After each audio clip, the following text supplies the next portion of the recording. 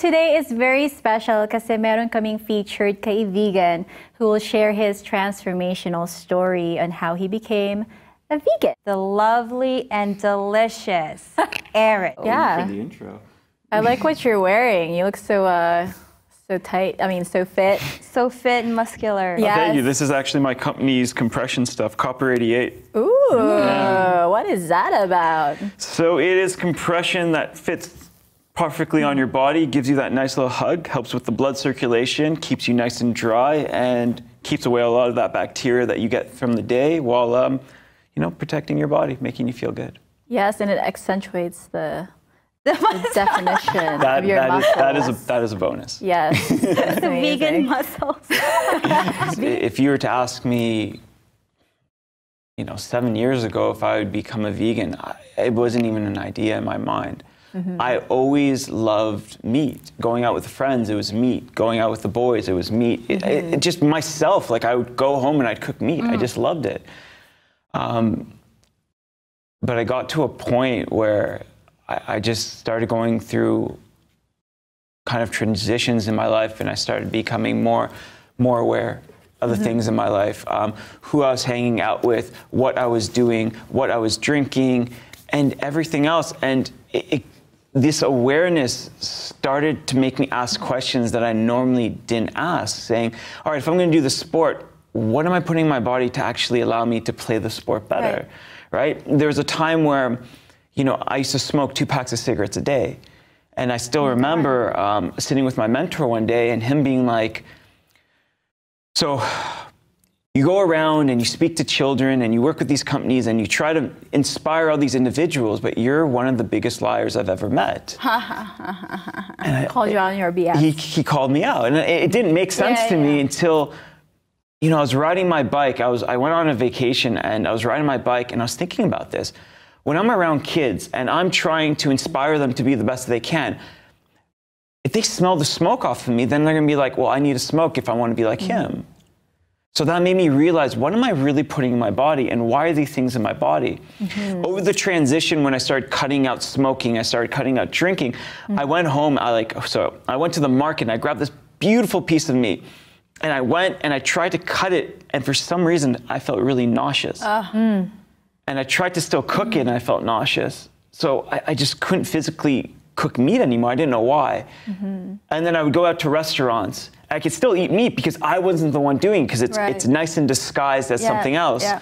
But eventually, as I listened to my body, it wanted less and less until I got to the point where I've been a vegan for over about 2.5 years now. Wow. Yeah. You know, I'm not saying that I am a Lamborghini, but if your body, if we look at our bodies like a Lamborghini, would you put cheap fuel in it? No, you wouldn't. But your body is something that you're with every single day. So why put things that are not going to help it run better? That's right. That's right. That's right. Yeah, that's important, like being aware of your body, listening, because not a lot of people do that. Since we are all made out of energy, you know, that piece of rotting flesh that you're putting in your body, that's energy, and that's, you know, they've gone through a lot of torture and suffering, so you're putting all that bad energy into your body, and it comes out as diseases.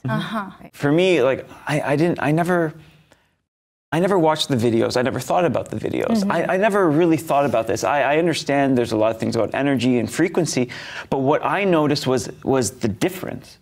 I could run longer, I could rock climb stronger. I was able to use more of my energy that I never even thought I had. I have so much limited potential, and when I realize that, I see that in everybody else. So that's where I understand the compassion part, right? And I can understand the energy part because I exude extra energy, and the people around me exude it too.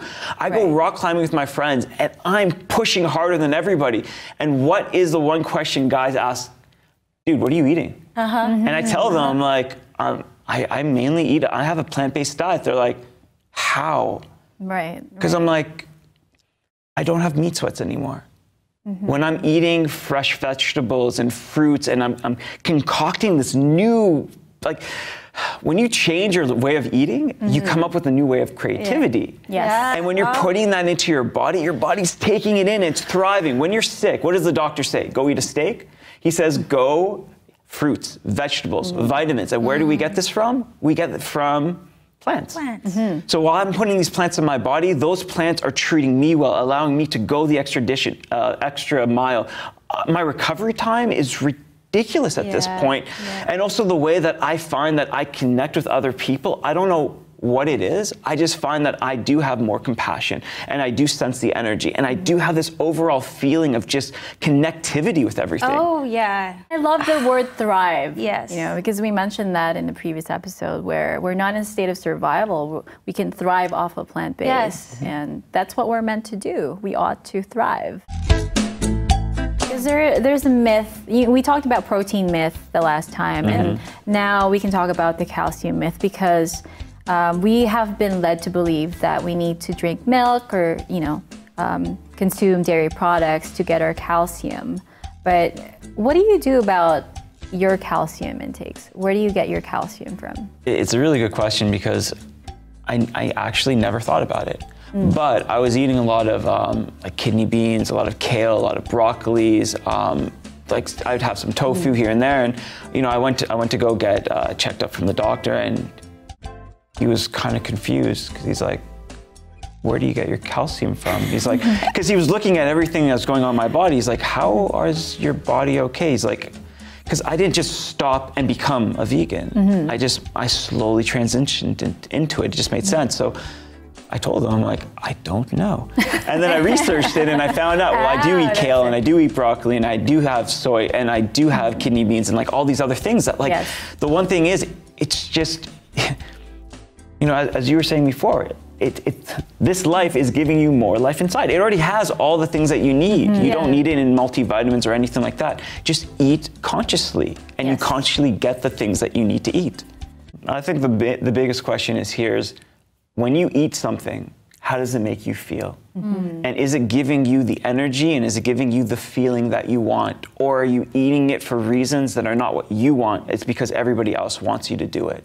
Because this is your life, you need to live it for yourself, right? Exactly. I still had a teacher that told me that while I was growing up, and she said, do you drink milk? And I said, yes. She goes, why? I said, because everybody drinks milk. Goes, but you're drinking the milk of another animal. So why don't you just drink dog milk and other things like that? At the time, I'm like, okay, my teacher's crazy. But it started making sense. It's just like, why are we doing that? The realization of it kind of growing up, it's just like, do I really need it? And what is actually happening to get this milk, right? And why is milk in absolutely everything?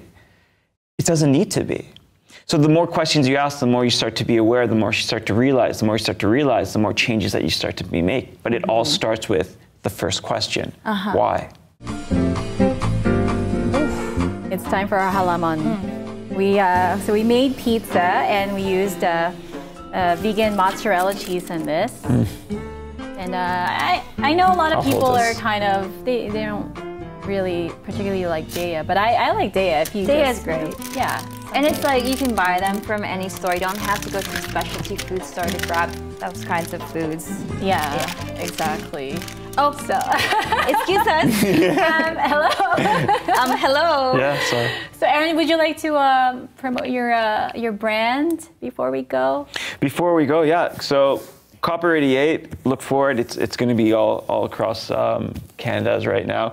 You can check us out on our website, www.copper88.com, for aches, pains, circulation. And the main idea is what this does, it gives your body that hug and allows it to relax. So if you're very anxious and somebody gives you a hug, it allows your body to relax and lets it to heal.